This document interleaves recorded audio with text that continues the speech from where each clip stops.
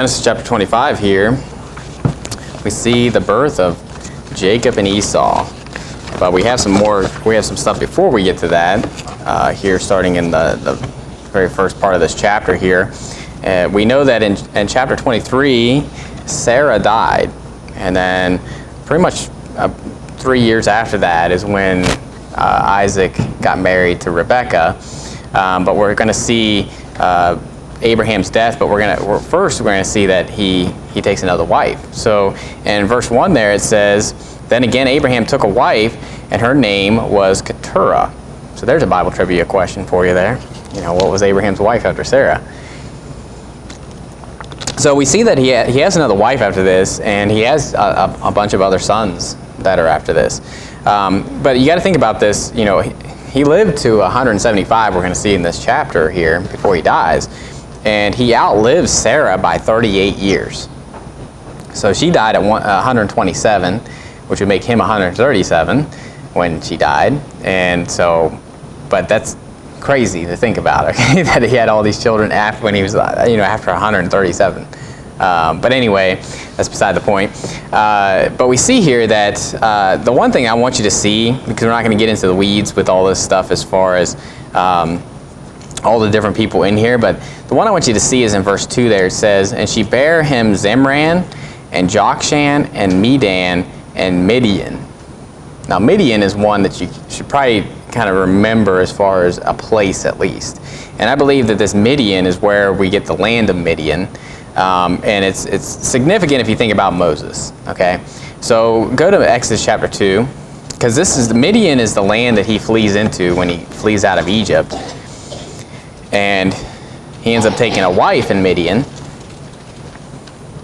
And so this also shows you too, you know, we kind of covered this when we were talking about one blood, all nations, and how he had an Ethiopian woman that he took for a wife. Apparently that was after his first wife, because his first wife is clearly from Midian and not from Ethiopia.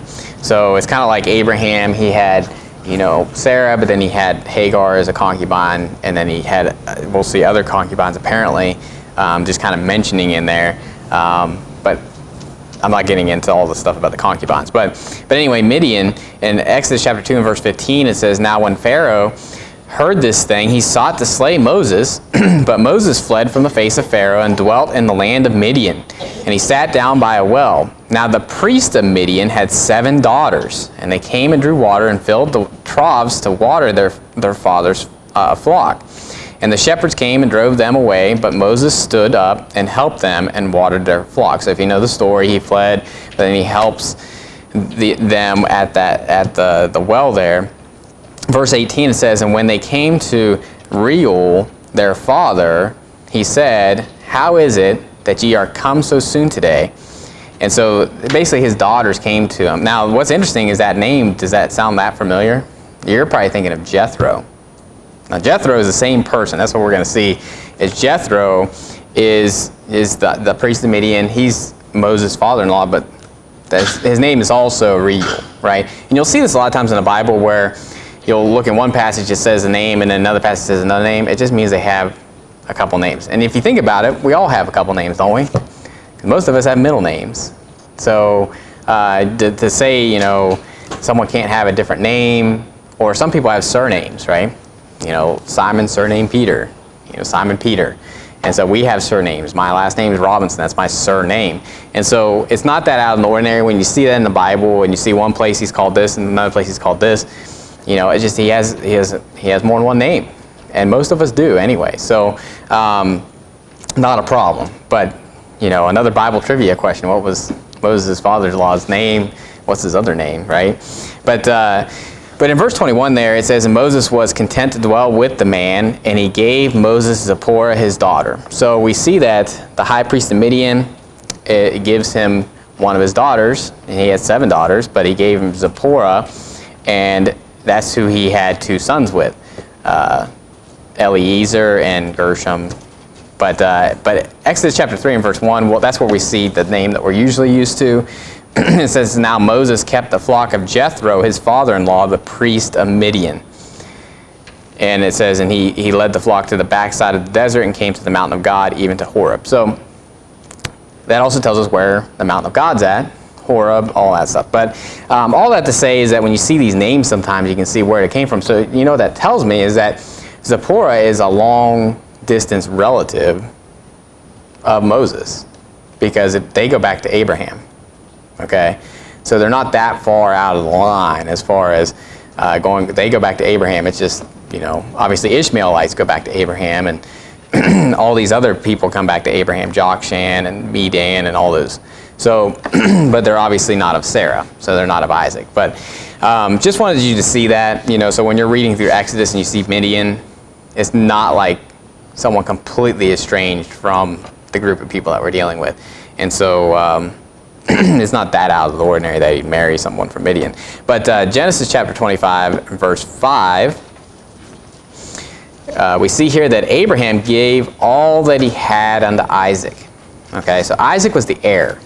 And so that's what we saw with Hagar. Remember that he cast out the bondwoman and her son, because the son of the bondwoman shall not be heir with the son of the free woman, right? That we saw that in Galatians chapter 4. We saw that in Genesis as well.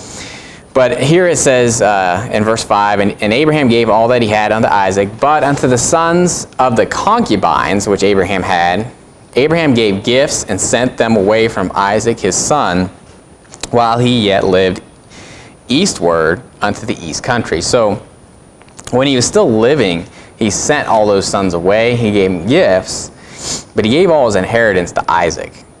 Okay. Now, I'm not really getting into concubines tonight, but a concubine, a lot of times, you know, it's someone that's a wife, but they're of lesser status. Okay. So Hagar was considered a concubine, even though he married her. And even with Keturah, you know, he married her, but it wasn't like his wife, you know, like it wasn't like Sarah, okay? And if you want to think about it, Solomon had 700 wives, princesses, and 300 concubines. Notice how it puts princesses with the wives, and then the 300 concubines are not princesses. Okay, so they're I believe that he still married them, but there's a lesser. Now, obviously none of that's right, okay? I'm not defending concubines here, but a lot of times in the Bible, and sometimes a concubine could just be someone that is like a living girlfriend, so to speak, but sometimes they are married. It's just the fact that they're not a high-level status, okay? Sometimes they'll marry like a servant, right? And the Bible talks about that, how they'll marry a servant. And so it's not the same as marrying your first wife, so to speak. So anyway, that's not a point of the sermon tonight.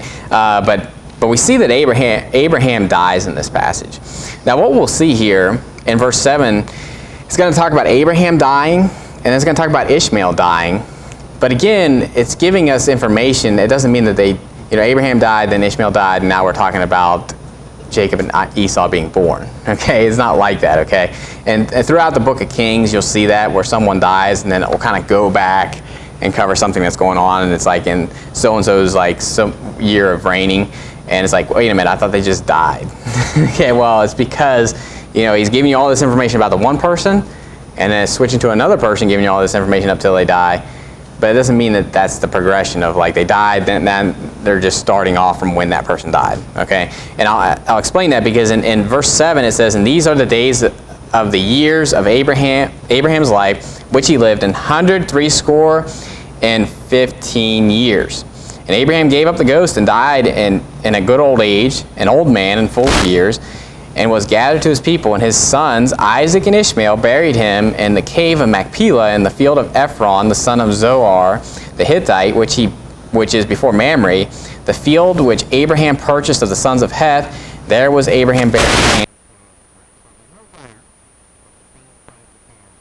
We already covered that in Genesis chapter 23, as far as he bought that piece of land, that cave for a burying place, and a lot of the patriarchs are going to be buried there. Now, what we see here is that he died when he was 175 years. So a score, and for anybody who doesn't know what it means, like when you say 4 score, 3 score, or you think of Abraham Lincoln's speech, where he said 4 score and 7 years ago.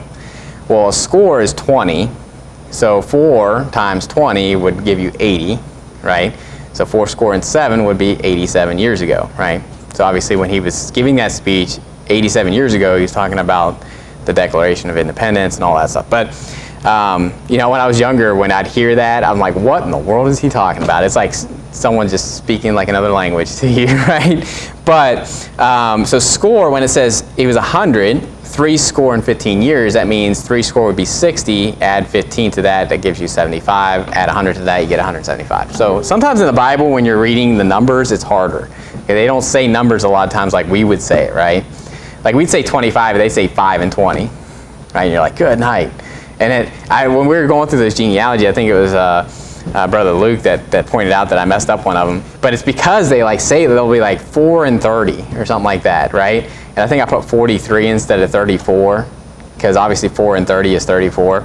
And it's just like it messes with your mind. You got to literally think about that for a second. But anyway, he's 175. You know, so if Isaac was born when he was 100, how old was Isaac when Abraham died? You're like, it's Wednesday night. I didn't want to come here to do math. It's 75 years, right? So he's 75 years old when Abraham died. When we see in this passage, how old was Isaac when Jacob and Esau were born? He was 60 years old. That means that his boys were 15 years old when Abraham died. Okay? So we see him dying here, but he was there when they were born.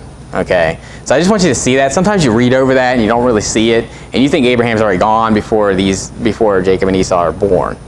And when we get into Isaac, we're going to see that, I mean, he lives a long time. He lives 180. And it's interesting because, you know, the boys, he's like, you know, I don't know the day of my death. And it's like, well, it's like 100 years from now. No, it's not that far, but it's close. I mean, it's like, good night. That was a long ways away. You really misjudged that, Isaac, as far as when you're going to die. But anyway, so he was gathered to the same place that his wife was. So we see at the very beginning here in Genesis, we talked about with the burying, but being buried with your family, you know, you see it all the time where we have like, you know, my family has that where there's a place to where my grandfather's buried, where my dad's twin brother's buried, where my grandmother's buried, and so like kind of having a family burial spot. And when you go through the book of Kings and all that stuff, you'll say that they slept with their fathers. That's what it's talking about, right? Is they be buried with their fathers. So they're being buried where their father, their grandfather, their great grandfather, and all that stuff. So, but going back to Genesis 25 and verse 11. And a lot of this stuff is just self-explanatory, what we're seeing here, right? But we're going to get into Ishmael here. And so in verse 11 it says, and it came to pass after the death of Abraham that God blessed his son Isaac, and Isaac dwelt by the well Lahai-roi. So we see here that God is blessing Isaac, and Abraham gave Isaac all that he had because he's the heir. But now we get into Ishmael, and if you remember, there was a promise in Genesis chapter 17 that he was going to have 12 princes. If you want to look back at that before we read what actually happens here. But in Genesis 17 verse 20, and it says, for as for Ishmael, I have heard thee, behold, I have blessed him, and will make him fruitful, and will multiply him exceedingly. 12 princes shall he beget. I will make him a great nation. But my covenant will I establish with Isaac, which Sarah shall bear unto thee at this set time in the next year. So obviously this was before Isaac was born, but he was promising, you know, that Ishmael is going to be a great nation. He's going to have 12 princes. Well, this is where this comes true. So in verse 12 of Genesis 25, it says, now these are the generations of Ishmael, Abraham's son, whom Hagar the Egyptian, Sarah's handmaid, bare unto Abraham. And these are the names of the sons of Ishmael, by their names according to their generations. The firstborn of Ishmael, Nebajoth, yeah, good night. That's why I had Brother Eric read these, right? And it says, in Kedar, and Adbeel, and Mibsam, and Mishma, and Duma, and Massa, and Hadar, and Tema, and Jader, and Naphish, and Kedemah. So 12 of these. It says in verse 16, these are the sons of Ishmael, and these are their names by their towns and by their castles. 12 princes according to their nations. So it's just interesting they have castles. So Apparently they had castles way back then, right? So I don't know what that, if that meant stone castles, like you would see in England or something like that. But anyway, 12 princes, isn't that what it was said in Genesis chapter 17? So God is another prophecy fulfilled. And that's what you see throughout the Bible. You see God's promising something, and then it comes true. God promises something, it comes true. And so 12 princes, just like he said. And in verse 17 there it says, and these are the years of the life of Ishmael, 137 years. And he gave up the ghost and died, and was gathered unto his people. And they dwelt from Havilah unto Shur, that is before Egypt, as thou goest toward Assyria. And he died in the presence of all his brethren. So we see that Ishmael dies at 137. Isaac's going to outlive him by a lot. Now Isaac is obviously about 14 years younger than him, right? But even so, he lives to 180. So, but obviously Ishmael was alive when Jacob and Esau were there and all this other stuff. So again, we see Abraham died, Ishmael died, but they were here when we get into the story about Rebekah conceiving and having children. They're all still alive. Okay, so that's just how the Bible reads a lot of times, is that it gives you all the information about one person up to their death, and then it starts over with another person up to their death. But obviously, those things overlap if you're to look at it. So, but we see the birth of Jacob and Esau here in verse 19. It says, and these are the generations of Isaac, Abraham's son.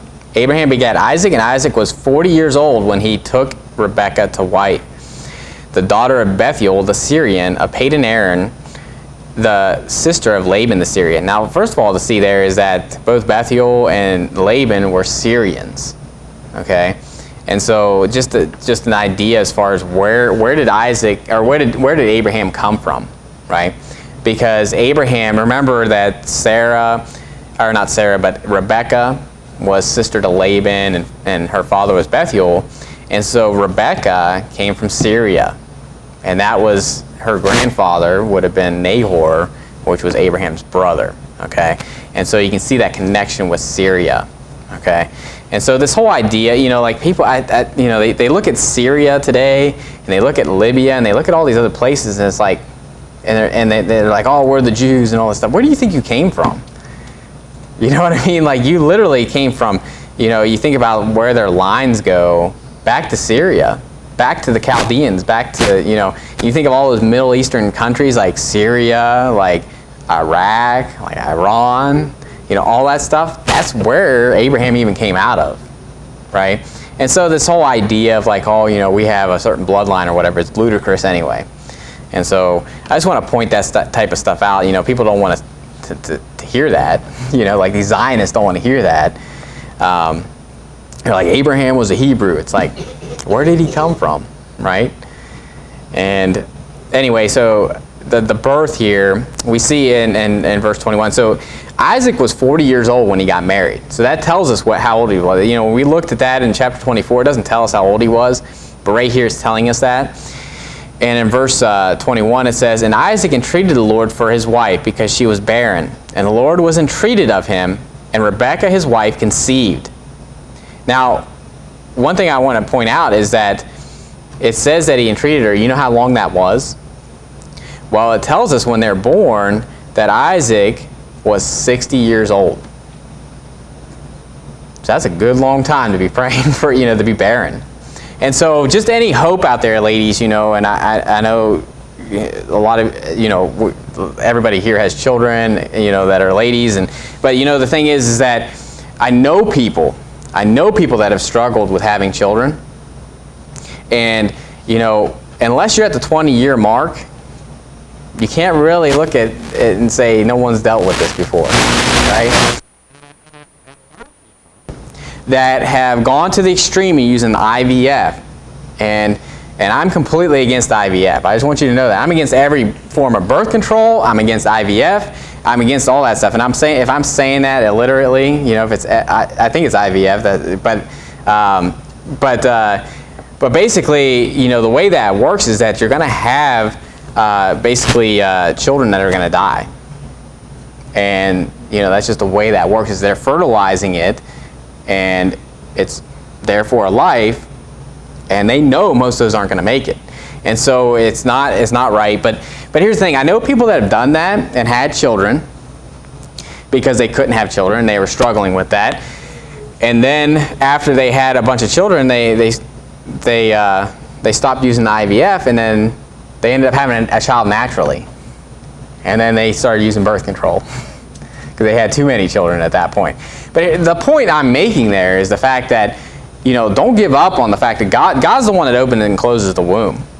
And here we see that Isaac entreated the Lord, and it was for 20 years. 20 years. Now, Isaac lived to 180, okay, but I still think we can use this as an example as far as waiting a long time to have children. And I know I have friends that still don't have children that have been wanting children, and they've been married for a long time, but not 20 years. And so just to have heart in that, if anybody's struggling having children, I know people that want to have more children and still haven't, and that's the type of stuff that we just need to be praying to the Lord. And and I'm not judging any of those people that are struggling with that. It's not like I'm thinking, well, God's judgment's on you, because obviously Isaac was blessed of God here.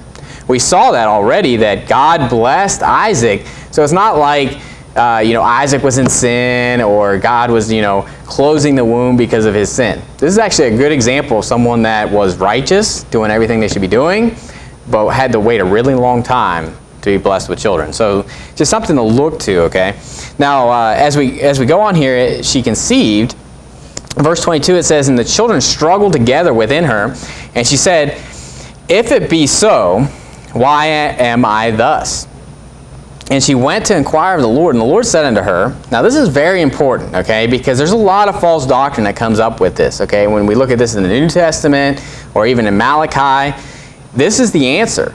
This is the answer to the question. I'm going to show you Romans chapter 9, but notice right here it says, "Two nations are in thy womb, and two manner of people shall be separated from thy bowels.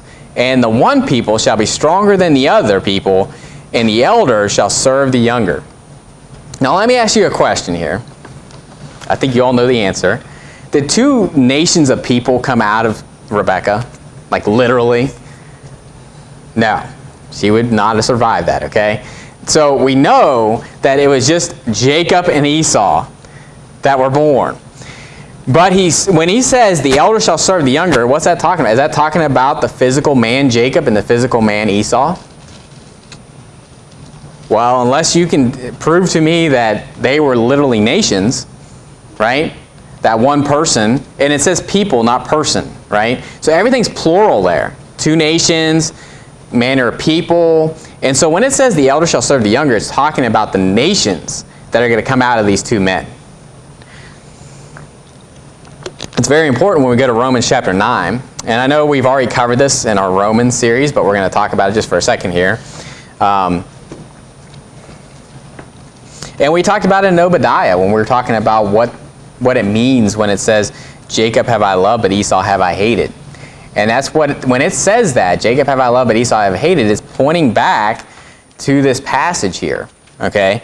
And this passage actually gives you a lot of clarity, because if you're just reading Romans chapter 9, this is where the Calvinists come in and say, hey, Esau was damned before he was even born. That's what Calvinists believe. But that's not what the Bible's teaching here, okay? In verse 10 of Romans chapter 9, it says, "And not only this, but when Rebekah also had conceived by one, even by our father Isaac, for the children being not yet born, neither having done any good or evil, that the purpose of God according to election might stand, not of works, but of him that calleth, it was said unto her, The elder shall serve the younger, as it is written, Jacob have I loved, but Esau have I hated."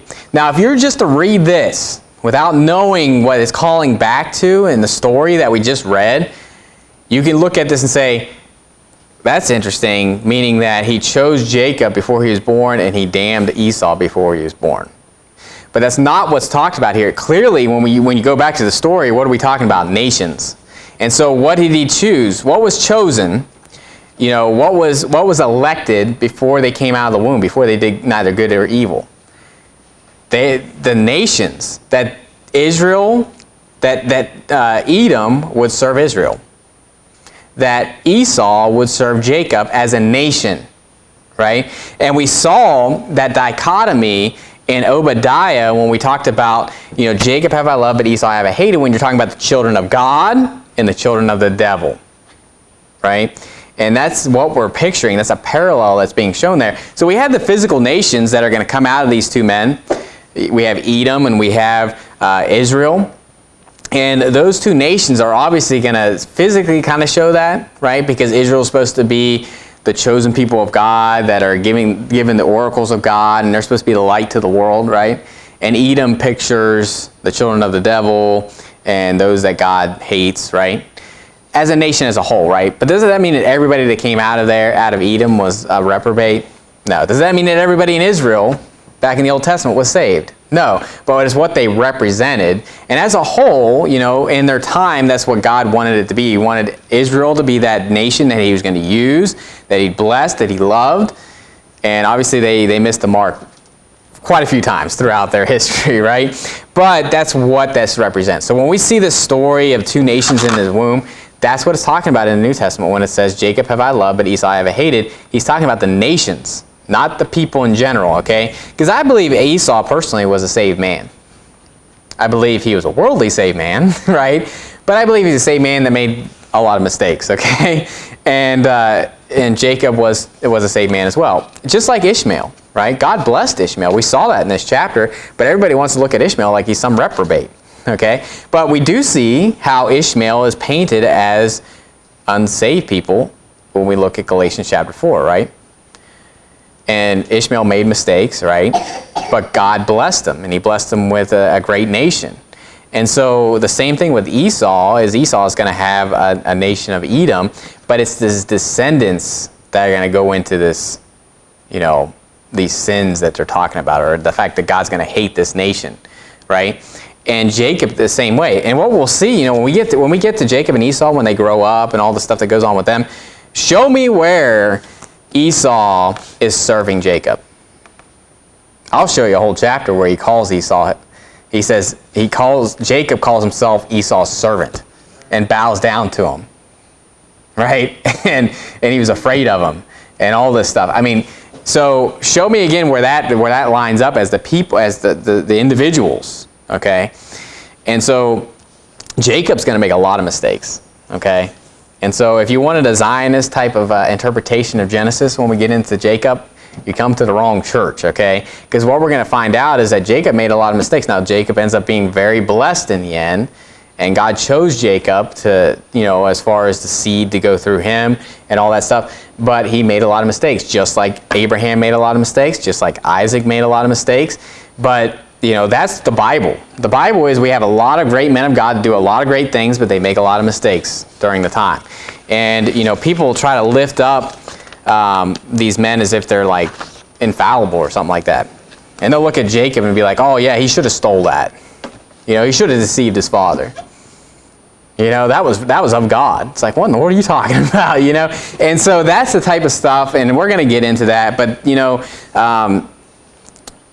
right here at the end of the chapter, we see, we're getting into the birth here, but we're going to see something that Jacob does to his brother Esau. Okay?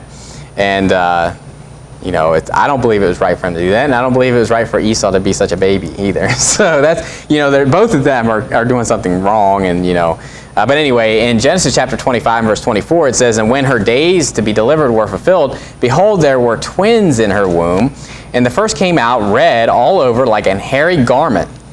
And they called his name Esau.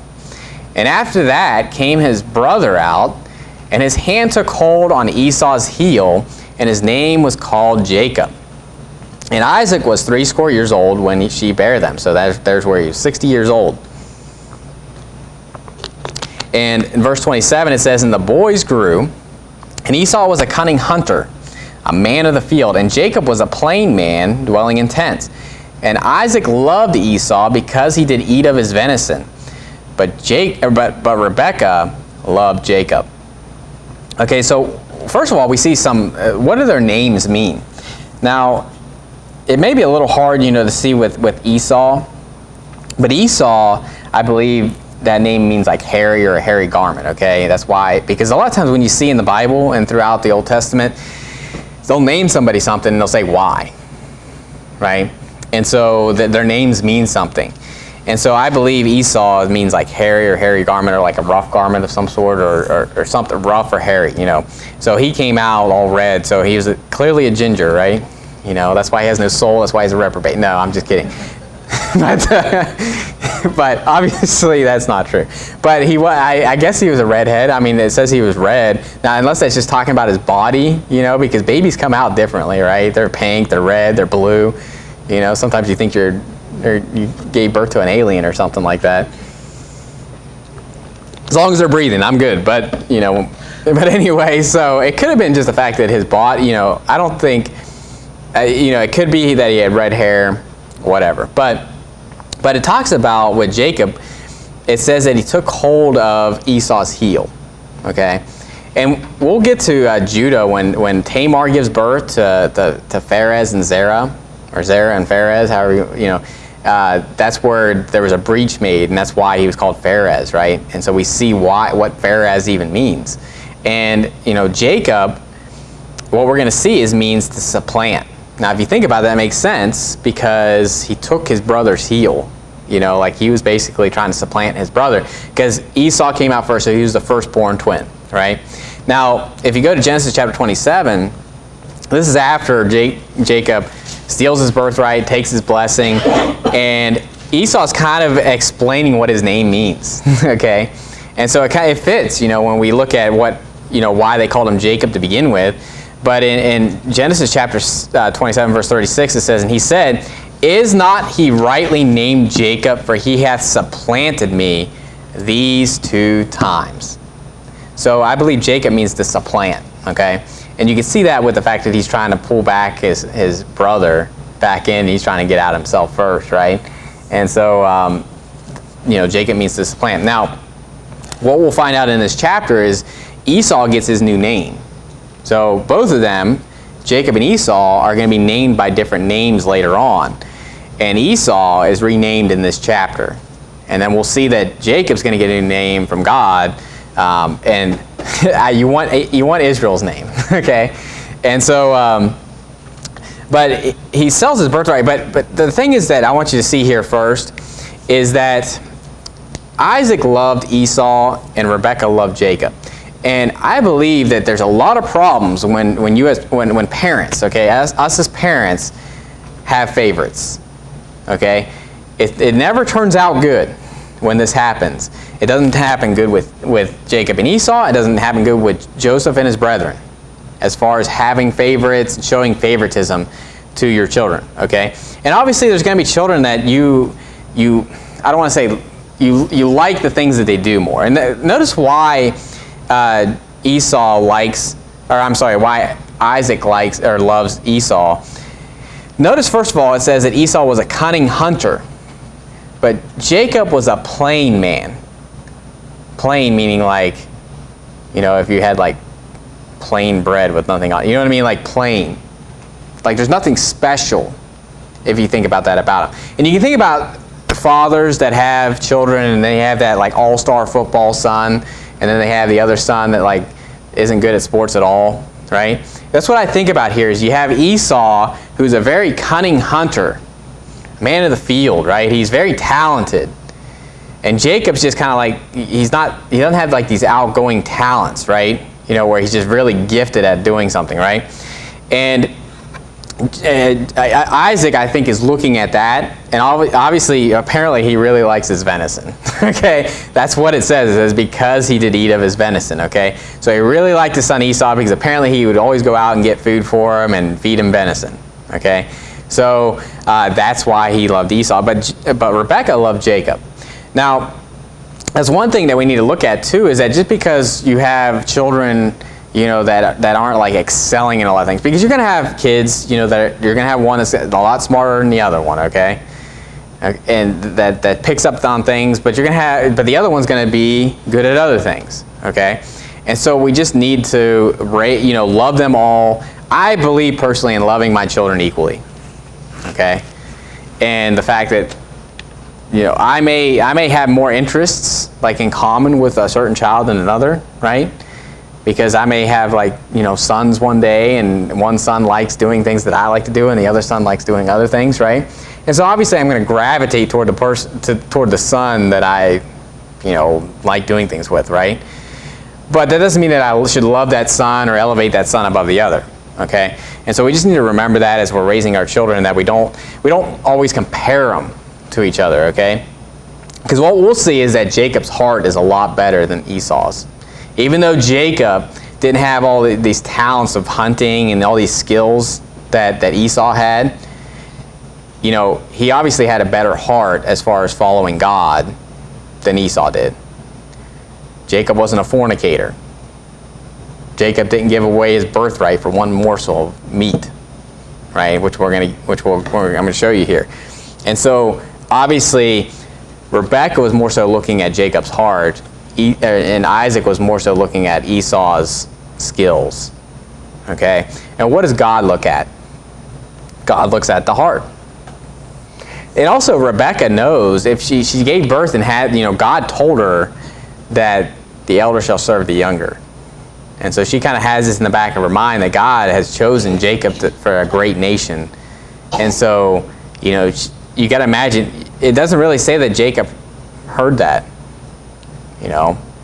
Maybe only Rebekah heard that from God as far as what was going on in her womb and everything. So something to think about, but it's definitely interesting. One thing I don't believe that Jacob was a weakling. Okay, people try to preach that where they say, well, Esau was this strong guy, and then, Jacob was like this little weakling.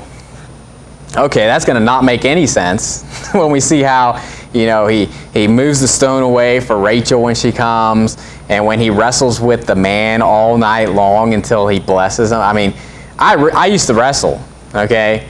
And anybody that's wrestling all night long, I don't want to mess with that guy, okay? I don't want to touch him with a 10-foot pole.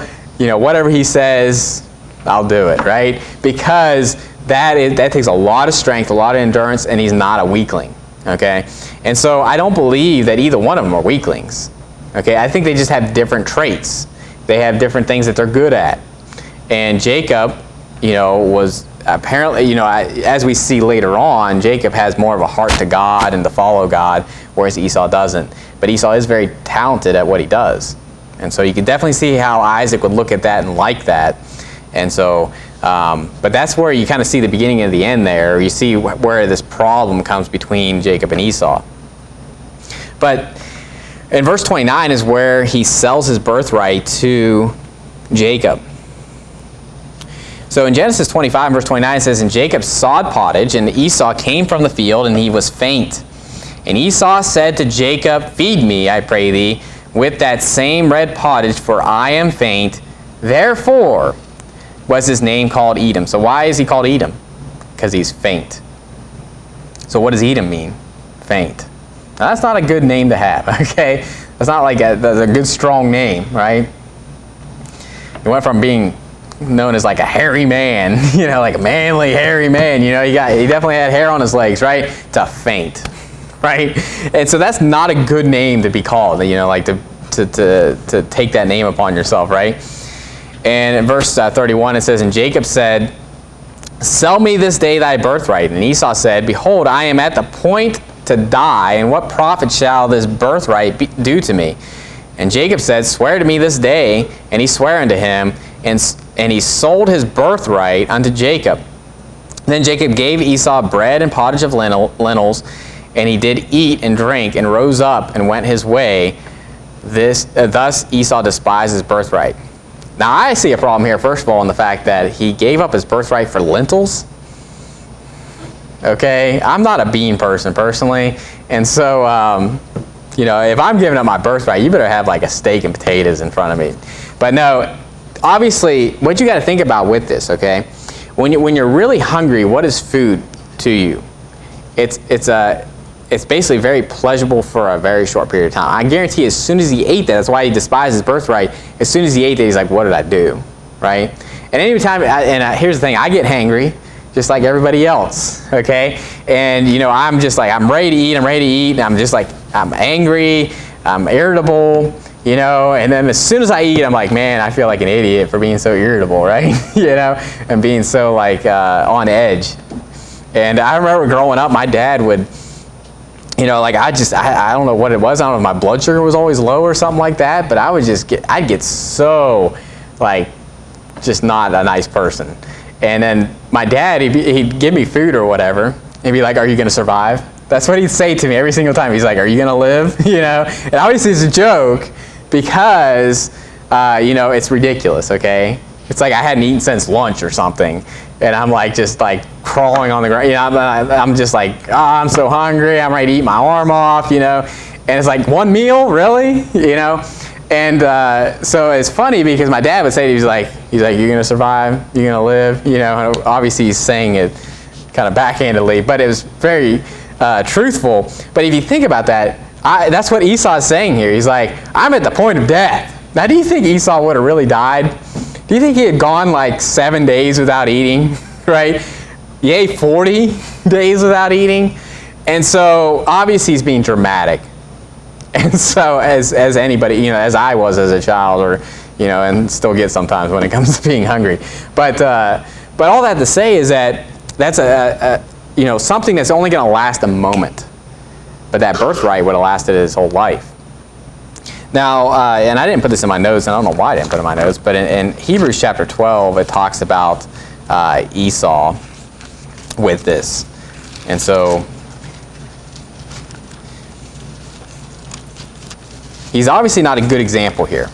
This isn't something that we're supposed to look up to like, hey, this is what you want to do.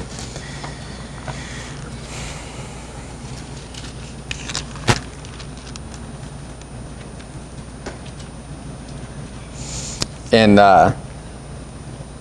starting there in verse 14, Hebrews chapter 12, verse 14, it says, follow peace with all men and holiness, without which no man shall see the Lord.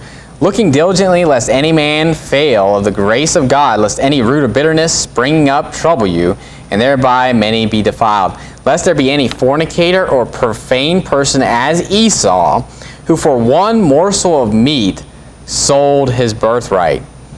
For you know how that afterward, when he would have inherited the blessing, he was rejected, for he found no place of repentance, though he sought it carefully with tears. Now, this is talking about his birthright being sold, but obviously also into the blessing, which we haven't got to yet. And so that's why he said twice, 2 times, has he supplanted me, because it's 2 things. So we see here, for one morsel of meat, he sold his birthright.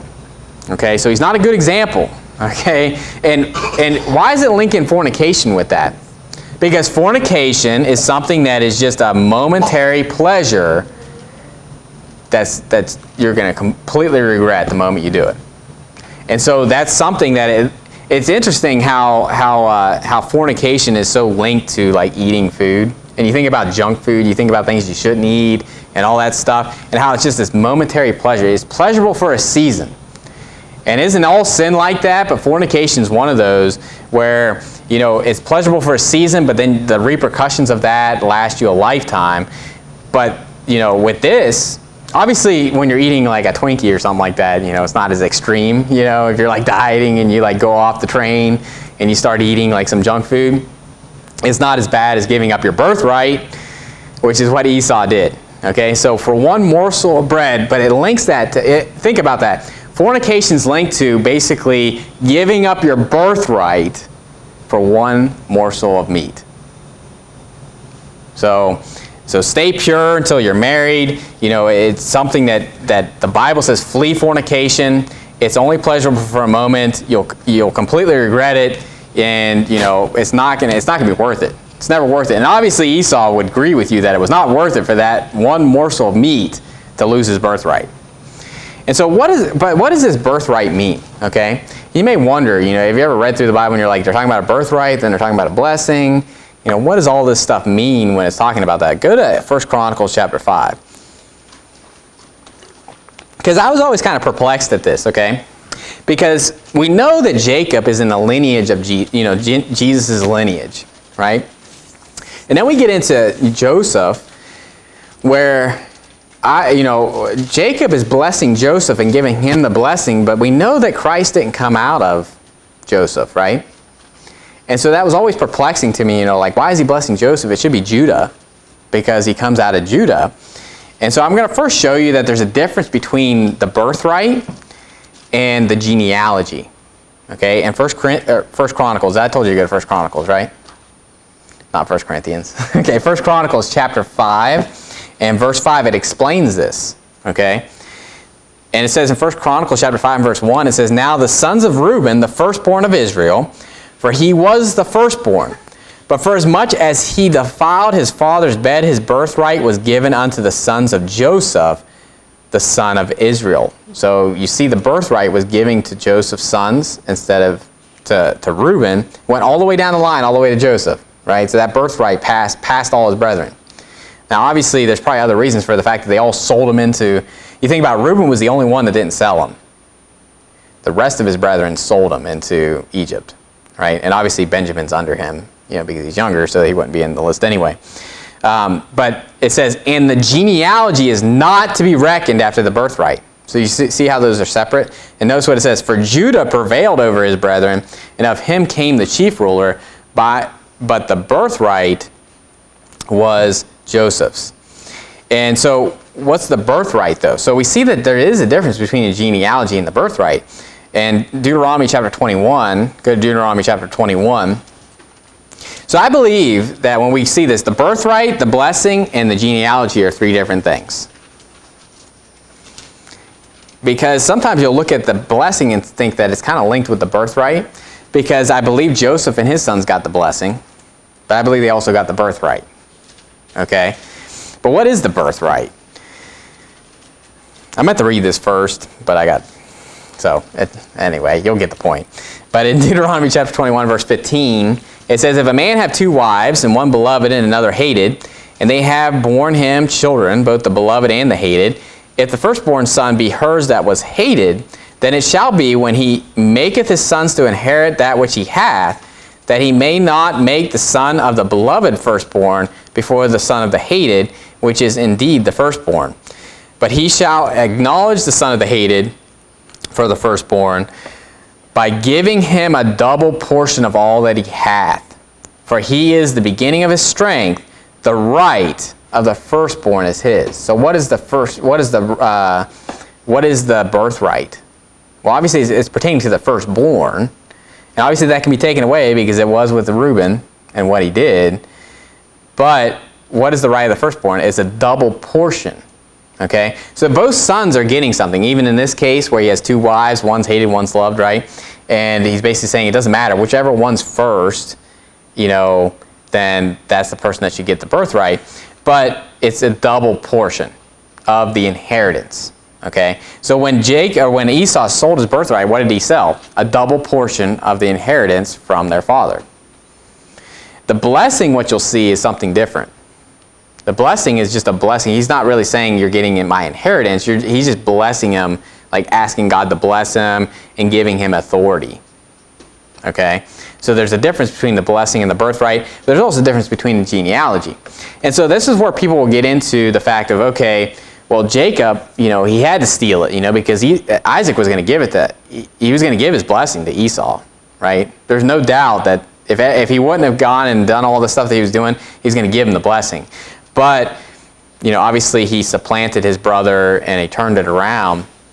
But here's the thing. The genealogy, if you're looking at the blessing as far as being the genealogy of who the seed of Christ would come through, then you're putting it in the man's hands to make sure that's done right. Okay? The genealogy clearly goes through Jacob. And it wouldn't have mattered if Isaac would have given the blessing to Esau, that genealogy still would have went through Jacob, because that's who he chose.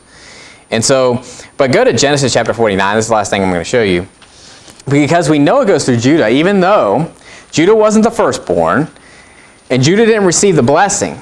So he didn't get the birthright or the blessing, but we know that Christ is he's the line of the tribe of Judah, right? And obviously who came out of Judah? David the king. So all throughout the New Testament it's talking about how he's the son of David, the seed of David. And so that's all of Judah. And so, but Genesis chapter 49, when Jacob gives basically his account of all his sons and what they're going to do and all that stuff, he knows this to be true, that it's going to go through Judah. And so this is the genealogy of the Christ that was to come. And so that's interesting. Why did it say the genealogy is to be counted, not of the birthright? It's, they knew back then that what's the genealogy for, right? Usually when you're looking at genealogy, you're going backwards. You know what I mean? But they're looking at genealogy looking forward, and looking forward to the next generation, to the next generation, to the next generation. Why? Because they're looking for that seed, the Christ that should come. From the very foundation of the world, that seed would go down the line, and Judah was the one that was going to go through. So Genesis chapter 49, verse 8, it says, Judah, thou art he whom thy brethren shall praise. Thy hand shall be in the neck of thine enemies. Thy father's children shall bow down before thee. Judah is a lion's whelp. From the prey, my son, thou art gone up. He stooped down. He couched as a lion, and as an old lion. Who shall rouse him up? The scepter shall not depart from Judah, nor a lawgiver from between his feet, until Shiloh come, and unto him shall the gathering of the people be. Now, this is obviously a prophecy of Jesus Christ, and we're not going to read all of it, as far as, all the pictures of Christ in this.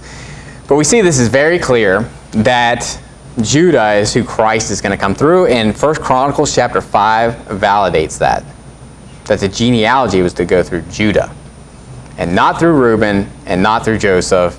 And so when you're reading through that, you'd be like, well, that kind of, why is Joseph being blessed through all this? Because the genealogy has nothing to do with the blessing or the birthright. Okay? So just some information as you're reading through here, and you're kind of wondering, well, Jacob had to do it. He had to do it, or Christ wouldn't have come through him. No, that's not what it's saying. And so there's a difference between the genealogy, there's a difference between the birthright, and there's a difference between the blessing. And obviously, it would have been cool to get all of them, right? If you're Jacob, you want all of that. And obviously, he stole 2 of them, right? But the genealogy wasn't something that you can steal, right? It's either God chose the line to go through them or not. So, but let's end with a word of prayer. This is Genesis chapter 25, the birth of Esau and Jacob. Dear Heavenly Father, Lord, we thank you for today. And Lord, just pray that you be with us throughout the rest of the week as we go to work, but also as we go soul winning. And Lord, just pray for safe travels, especially if it's raining. And Lord, we love you and pray all this in Jesus Christ's name. Amen.